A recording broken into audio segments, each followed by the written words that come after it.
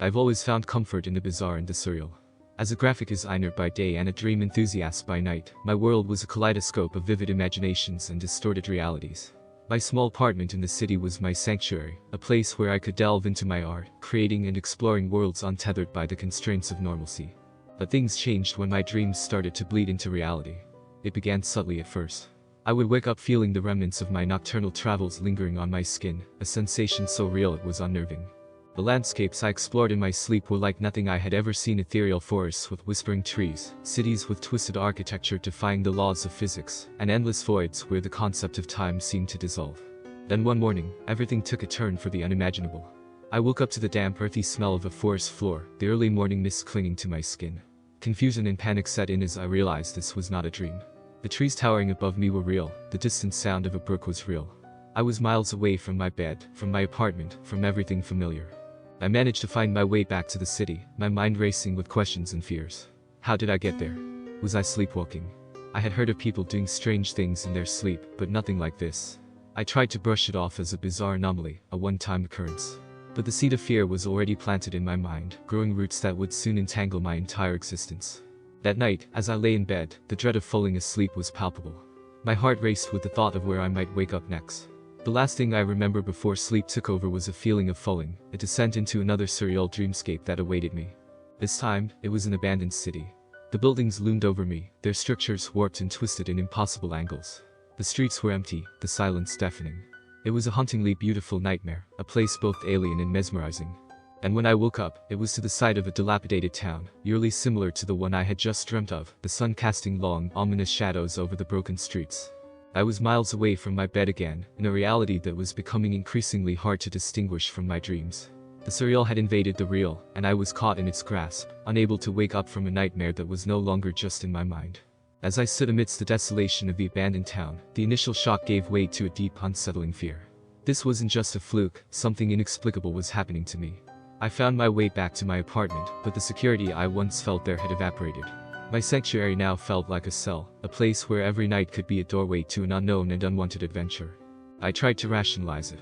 Maybe I was experiencing some sort of lucid dreaming, a side effect of my fixation with the surreal. Or perhaps it was a sleep disorder I hadn't known I had. I spent hours scouring the internet for answers, diving into forums about sleep paralysis, astral projection, and other phenomena, but nothing seemed to fit my experience.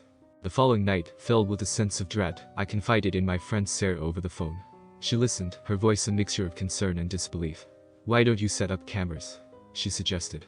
"You know, to see what happens when you sleep." It was a logical suggestion. That night, I set up my phone to record, hoping to catch some evidence of sleepwalking. But what I found the next morning chilled me to the bone. The footage showed me lying in bed, then, inexplicably, I just vanished. One frame I was there, the next, I wasn't. Minutes later, I reappeared just as suddenly as I had vanished. There was no sleepwalking, no physical movement from my bed. It was as if I had been erased from my room and then penciled back in. I showed the footage to Sarah, who watched in stunned silence. "Ben, you need to see a doctor or something. This isn't normal," she said, her voice tinged with worry. But I couldn't. I was drawn into the mystery, an obsession growing within me. I needed to understand, to find out why this was happening. I started keeping a dream journal, documenting every detail of these surreal landscapes. And that's when I noticed something even more unsettling in each dream. Among the chaos and the bizarre, there were messages. Cryptic, fragmented sentences scrawled on walls, whispered by faceless voices, always alluding to something deeper, something hidden in the maze of my dreams. The messages varied, but they all pointed towards a truth that I was both eager and terrified to uncover. "Find the mirror," one said. Another whispered, "In the labyrinth of the self lies the truth." The words haunted me, echoing in my mind during my waking hours. What labyrinth? What truth? Each night, I fell asleep with a mix of fear and anticipation, not knowing where I would wake up, but desperate for answers. The line between my waking life and my dream world was blurring, and I was too deep into unraveling this mystery to notice the toll it was taking on me. The deeper I delved into this enigma, the more my days and nights intertwined, creating a tapestry of confusion and dread. I began to dread the night, yet I was irresistibly drawn to the secrets it held. My waking hours were spent in a haze, my thoughts constantly drifting back to the cryptic messages and surreal landscapes of my dreams. As my obsession grew, my life outside these dreams began to unravel. My work suffered, I missed deadlines, and my designs lost their earlier vibrancy. Friends, including Sarah, expressed concern, but I brushed them off. They couldn't possibly understand the urgency of my quest. I meticulously documented each dream, each waking location. The patterns were elusive, like trying to trace a path in a constantly shifting maze. But one element remained consistent. The messages. They felt like breadcrumbs, leading me towards something monumental. One night, my dream took me to a vast ocean under a starless sky. The water was unnervingly still, like a dark mirror reflecting nothing but the void above. And there, etched into the sand of an isolated beach, was a new message. The heart of the maze awaits. I woke up on that very beach, the cold damp sand clinging to my skin, the eerie stillness of the ocean echoing in my ears. This couldn't be mere coincidence.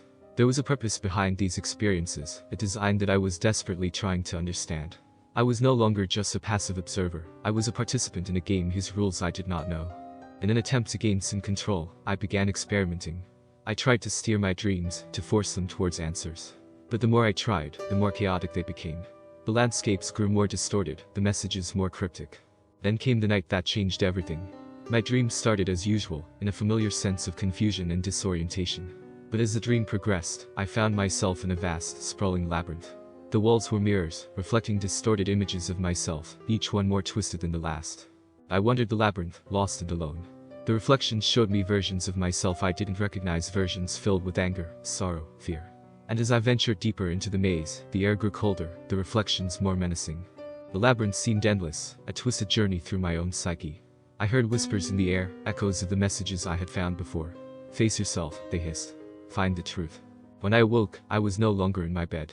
I was in a real labyrinth, the cold, reflective walls towering above me. Panic set in as I realized this was no longer just a dream. I was trapped in a realm of my own creation, a maze that mirrored the chaos of my subconscious. The line between dream and reality had not just blurred, it had been erased. Trapped within the tangible walls of the labyrinth, a chilling realization dawned upon me: this maze was more than a dreamscape. It was a manifestation of my deepest fears and unacknowledged truths. Each turn I took led me deeper into the enigma, the cold, unyielding mirrors reflecting back my growing despair.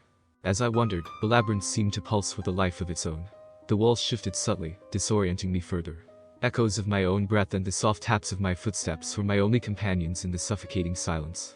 The deeper I ventured, the more surreal the reflections became, morphing into nightmarish versions of my reality. I stumbled upon scenes that unnerved me to my core. In one mirror, I saw myself, older, worn down by a life of solitude and regret. In another, my reflection was distorted, my face twisted in an expression of horror. The eyes that stared back at me were filled with an unspoken accusation, a reminder of the life I was neglecting in pursuit of this obsession. The whispers grew louder, a cacophony of voices that seemed to be both mine and not mine. They spoke of truths I had denied, fears I had suppressed. You cannot hide here forever, they taunted. The truth lies within. Finally, I reached the heart of the labyrinth. It was a circular chamber, the walls entirely made of mirrors. In the center stood a large, imposing mirror, different from the rest. It pulled me towards it, an inexplicable force compelling me to face whatever lay within. With a trembling hand, I reached out and touched the mirror's surface. It rippled like liquid under my fingers, and I was suddenly engulfed in a blinding light. As my eyes adjusted, I saw my reflection, or what should have been my reflection. Instead, it was a more honest version of myself, one that bore the weight of my hidden fears, insecurities, and desires. The reflection spoke, its voice echoing around the chamber. You have wandered far from reality, Ben, it said. In this labyrinth, you have faced the parts of yourself you've tried to escape. Your obsession with the surreal has become your reality, blurring the lines between waking and dreaming. I listened, a sense of dread mixed with clarity washing over me. The reflection continued: to leave this maze, you must accept these truths. Your fascination with otherworldly landscapes was an escape, a way to avoid the complexities of your own psyche and the reality you live in. The truth hit me with the force of a tidal wave. I had been running away, losing myself in dreams to avoid facing my life's challenges and my own shortcomings. This labyrinth, this entire ordeal, was a manifestation of my inner turmoil, a physical embodiment of my struggle to confront myself. To find your way back, the reflection concluded, you must embrace all parts of yourself, the good and the bad. Only then can the maze be unraveled. As the words sank in, the chamber began to dissolve around me, the walls melting away into nothingness. I closed my eyes, a sense of acceptance and resolve building within me. When I opened them again, I was back in my bed, the morning light filtering through my curtains. The labyrinth was gone, but its lessons remained. Lying in my bed, the remnants of the labyrinth still echoing in my mind, I felt a profound sense of change within me. The experience in the maze had been terrifying, yet enlightening. I realized that my obsession with surreal landscapes and escapism through my dreams had been a way to avoid confronting my deeper issues and insecurities. The days that followed were a period of introspection and gradual transformation. I started reaching out to friends and family, reconnecting with the world I had been ignoring. Conversations with Sarah, once filled with concern, became more about sharing and understanding. I explained my experiences and revelations, and she listened, offering support and a grounding perspective. Professionally, I found a renewed sense of purpose in my work. My designs became more authentic, reflecting both the imaginative flair I loved and a new depth that resonated with my clients. The balance I had lost in my life was slowly returning, as I learned to appreciate reality as much as my dream worlds. Yet, the most significant change was within myself. I started to acknowledge and accept my fears, my desires, and the parts of myself I had hidden away. I sought professional help, speaking openly with a therapist about my experiences. It was a relief to discuss my dreams, the labyrinth, and their symbolic meanings without fear of judgment. I understood that the cryptic messages and the maze itself were reflections of my subconscious mind trying to communicate with me. Find the mirror, in the labyrinth of the self, lies the truth. These messages were urging me to confront and embrace all aspects of my being. As I made these changes, the surreal landscapes of my dreams began to shift. They became less ominous, more reflective of my inner growth and balance. The fear that had once gripped me at the prospect of sleep faded, replaced by a curious anticipation of what my subconscious would reveal next. In this journey of self-discovery, I found that the real and the surreal could coexist within me harmoniously. The labyrinth had been a harsh, yet necessary teacher. It showed me that the most complex and challenging maze was not in my dreams, but within myself. As the weeks turned into months, the surreal episodes that once dominated my life became distant memories, like echoes of a strange, otherworldly journey. I no longer woke up in unknown landscapes, but in my own bed, each morning bringing a sense of normalcy and peace that I had long missed. My life had found a new rhythm, a balance between the real and the imagined. The dreams continued, but they were no longer escapades into bizarre realms. Instead, they were reflections of my inner world, sometimes vivid and whimsical, other times introspective and serene. I realized that my journey through the labyrinth had been a turning point. It forced me to confront the parts of myself I had been avoiding, and to recognize the value of the life I had outside my dreams. My relationships flourished, my career took on new heights, and I found joy in the small, everyday moments.